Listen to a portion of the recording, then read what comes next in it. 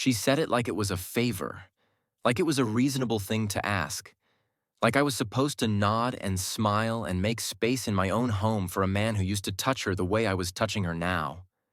It started with a message on a Tuesday afternoon while I was still at work.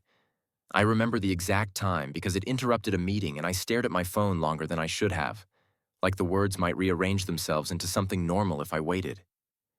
"Can we talk tonight?" she texted. "It's important." For the last 3 years, that sentence had never meant anything good. Important usually meant expensive. Important meant her car needed something. Important meant she had a problem at work and wanted me to agree with her version of events before she even explained them. Important meant she wanted to feel understood without being questioned. I replied with a simple, "Sure. What's going on?" She didn't answer for 20 minutes, which I noticed even though I pretended I didn't. Then a single line popped up. "Ethan needs a place to stay for a while." I stared at the name like it was a typo. Ethan. Her ex. The one she always described with that careful tone people use when they're trying to prove they've healed. The one she swore she was completely over. The one she said was selfish, inconsistent, unreliable. The one she still followed on Instagram because, in her words, it would be weird to unfollow. I typed back, "I'm sorry, what?" She replied fast this time. "He's in a tough spot. Just temporary. I already told him I'd help." I didn't even feel anger at first. I felt something colder, something that sat behind my ribs like a stone. She already told him, not asked me, not checked, not discussed. She made the decision, then informed me like I was the landlord and she was asking for an extension. I wrote, "We need to talk about this in person." She answered, "Okay, when you get home." The rest of my workday was pointless. I sat through conversations I didn't absorb. I stared at my screen without reading it. I kept imagining my apartment with someone else's shoes at the door, someone else's shampoo in the shower, someone else's voice filling the silence that used to belong to me. By the time I got home, the living room lights were on. She was already there, sitting on the couch with her legs tucked under her, like she'd been waiting patiently for a discussion she thought she would win. Her name was Lauren. She was 27, confident in a way that came from being attractive and being used to getting her way. She wasn't cruel in the obvious ways. She didn't scream, she didn't threaten. She just delivered choices like they were facts and expected everyone around her to adjust. I set my keys on the counter and looked at her. "Ethan needs a place to stay." She exhaled like I was exhausting. "Yes, and I need you to not make this dramatic." That was the first swing, not make it dramatic. Not. Like the only thing that could possibly be wrong here was my reaction. I kept my voice calm. "Why does your ex need to stay with us?" She lifted a shoulder. "His roommate situation fell apart. He has nowhere else. It's not like he's moving in forever. Just a few weeks." A few weeks. The phrase sounded casual coming from her. But a few weeks is long enough for someone to become part of your rhythm. Long enough for boundaries to soften. Long enough for your home to stop feeling like your home. I asked, "Why can't he stay with his parents?" She rolled her eyes. "He's not close with them." You know that. I didn't. I knew only what she'd told me, and what she'd told me changed depending on what she needed me to agree with.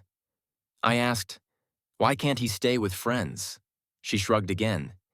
He asked me, "I'm not going to turn my back on someone I cared about." That sentence hit like a quiet insult. Someone I cared about. Not someone I used to date. Not someone from my past. Someone I cared about. Present tense. Alive. Protected. Important. I stared at her for a second. "And you didn't think maybe you should talk to me before offering him our place?" She leaned forward, elbows on her knees. "I knew you'd react like this. That's why I didn't want to make it a whole thing. You always go to the worst place." I almost laughed. There it was. The strategy, make the decision. Then accuse me of being irrational for noticing. I said, "This isn't going to happen, Lauren." Her face changed. Not into anger, but into that tight expression people get when they're offended someone is denying them something they already claimed. "It is going to happen," she said. "He's coming tomorrow." The air in the room felt heavy. I realized she was saying it as a statement, not a negotiation. I asked, "And where exactly is he going to sleep?"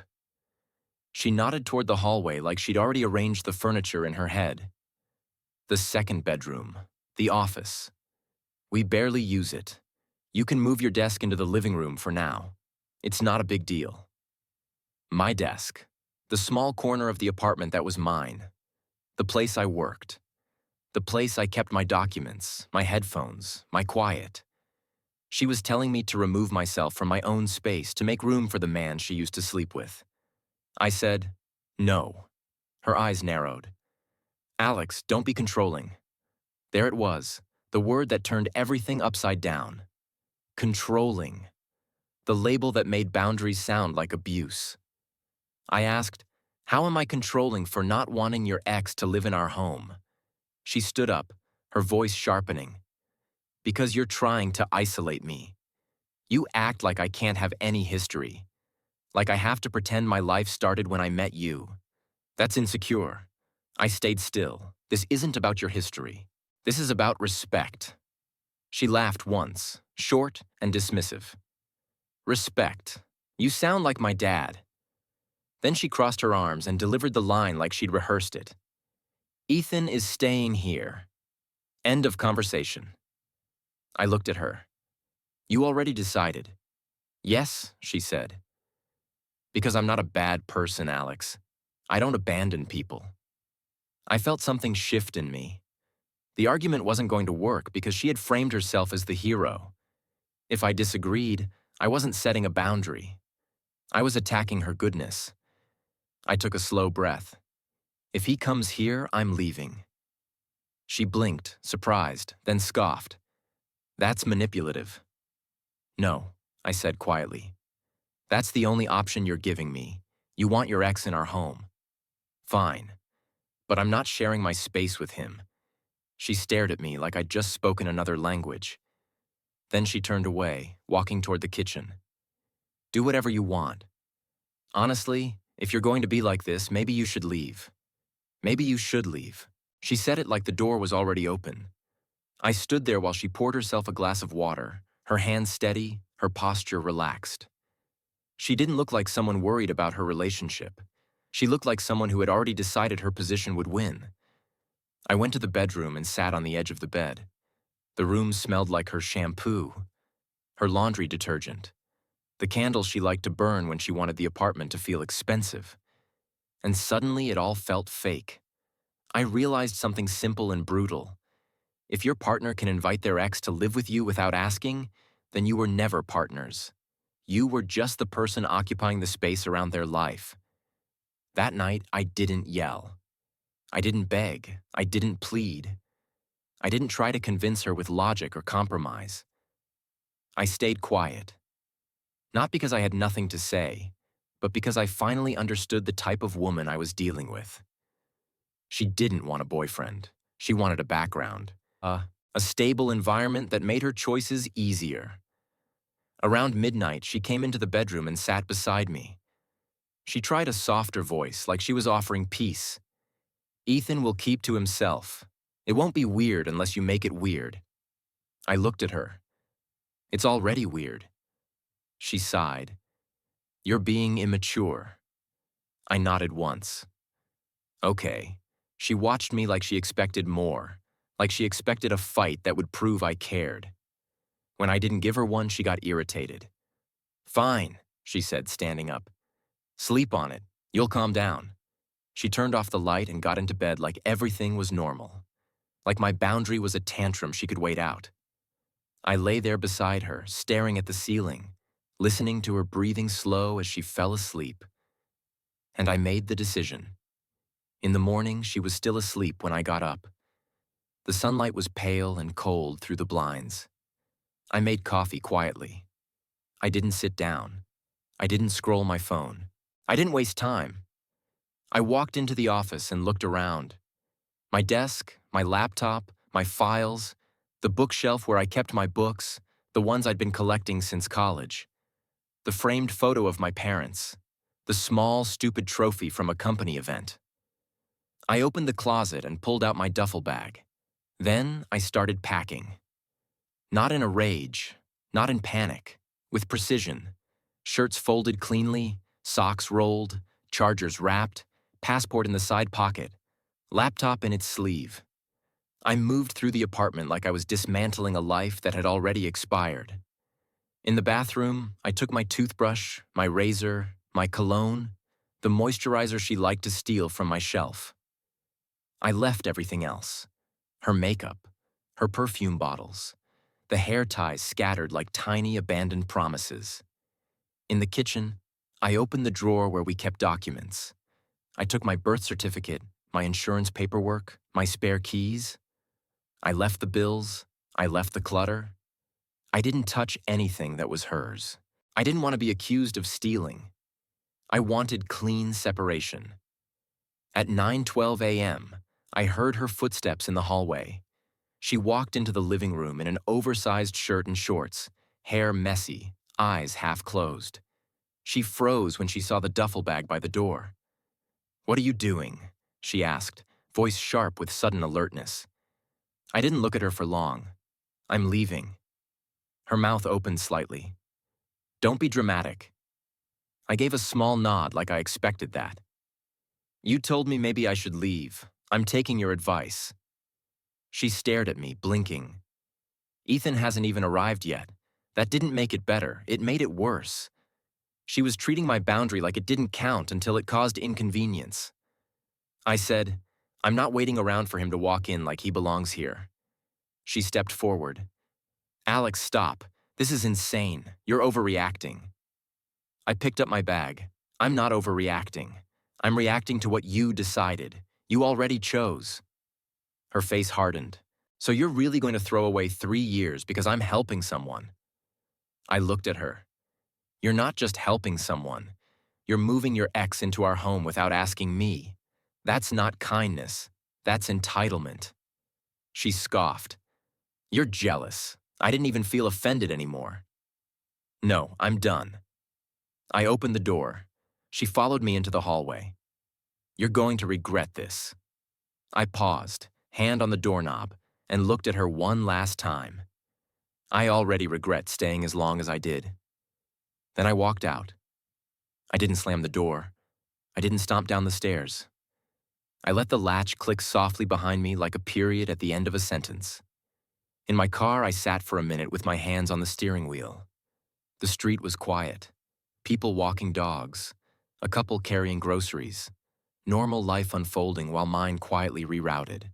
I didn't feel heartbreak. Not yet. I felt relief.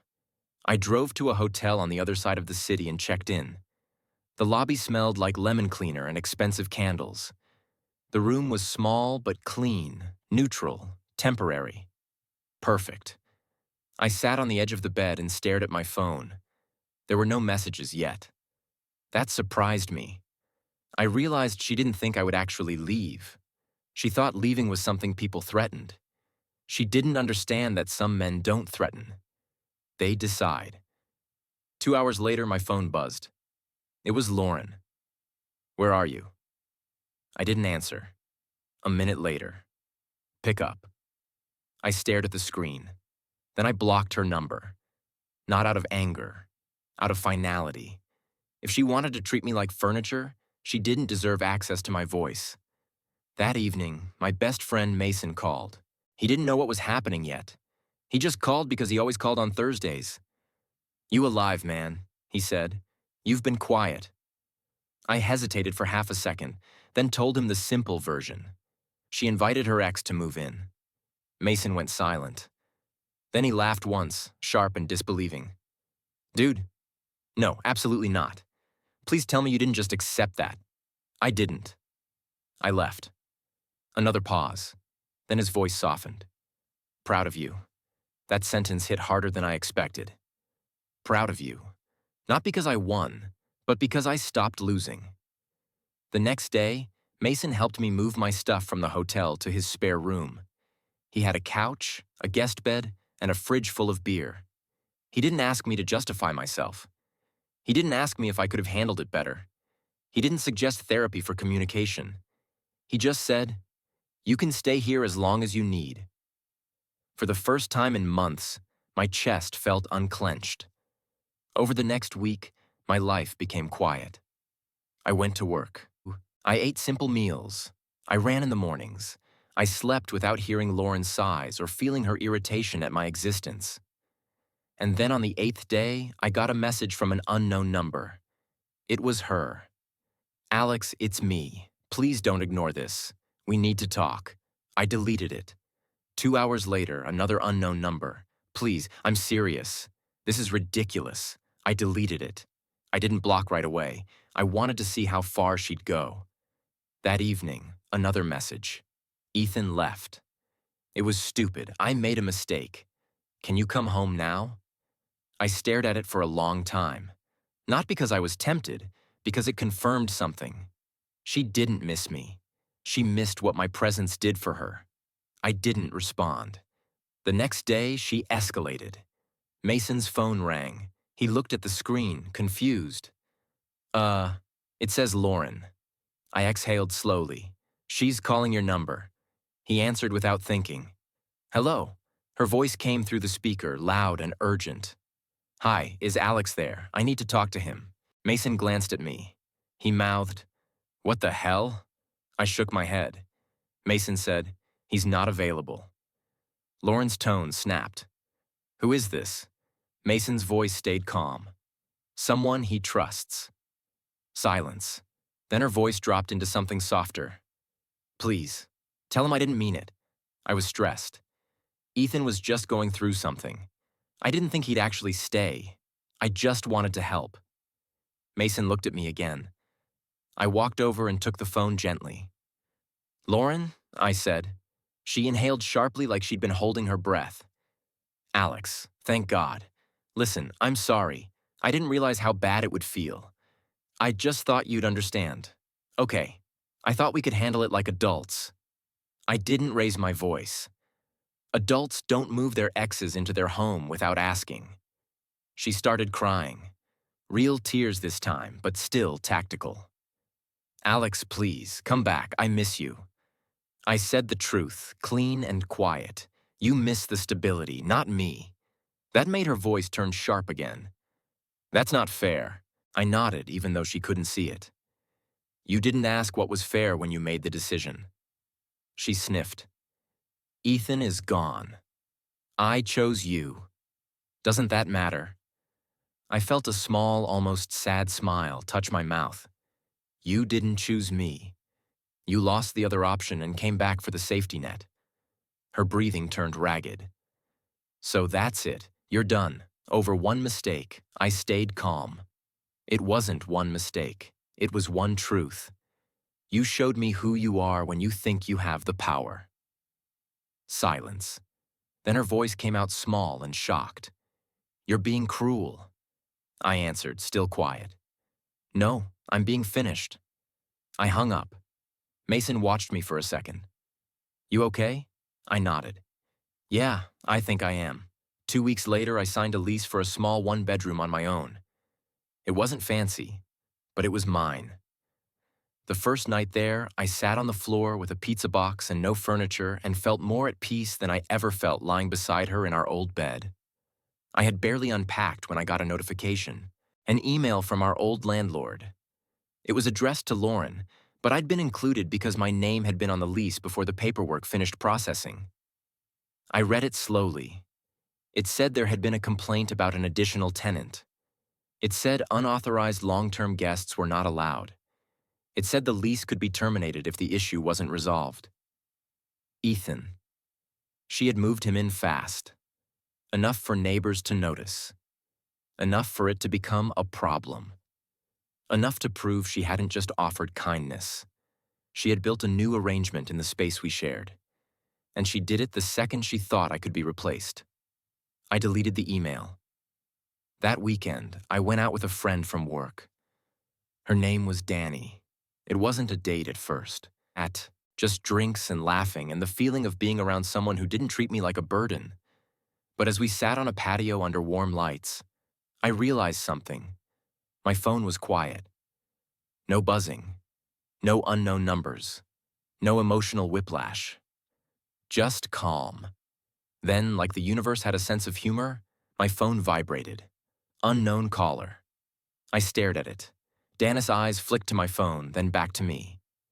"You don't have to answer that," she said gently. I smiled, and the smile felt real. "I won't." I flipped the phone face down on the table, and for the first time in a long time, I stayed present. The next morning, I woke up to sunlight, not tension. I made coffee in my new kitchen. I took a sip and looked around. No memories hanging on the walls yet. No shared photos. No compromised furniture. Just space. And silence. The kind that doesn't hurt. A month later, I ran into Lauren at a grocery store. It wasn't dramatic. There was no music swelling. No perfect cinematic moment. She was in the frozen aisle holding a box of cheap waffles, hair pulled back, eyes tired. She looked like someone who had learned the hard way that confidence isn't the same thing as control. She saw me and froze. "Alex," she whispered. I nodded once, polite. "Lauren." She took a step toward me. "Can we talk? Please, I've been trying to reach you. I didn't stop walking. There's nothing left to talk about." Her eyes filled with tears. "You really just left. You disappeared." I turned my head slightly, looking at her like she was asking a question with an obvious answer. "You told me to leave." She flinched like the word stung. "I didn't mean it like that." I kept my voice steady. "But you said it." And I listened. She opened her mouth, searching for something, any phrase that could hook me back into the old dynamic. A guilt line, a nostalgia line, a promise. Nothing came. I walked past her. She didn't follow. Because for the first time, she understood she couldn't pull me back with words. I didn't hate her. I didn't even want revenge. I just felt free. And that was the ending she never expected. Because she thought telling me to leave was a threat. It turned out it was an invitation, and I took it.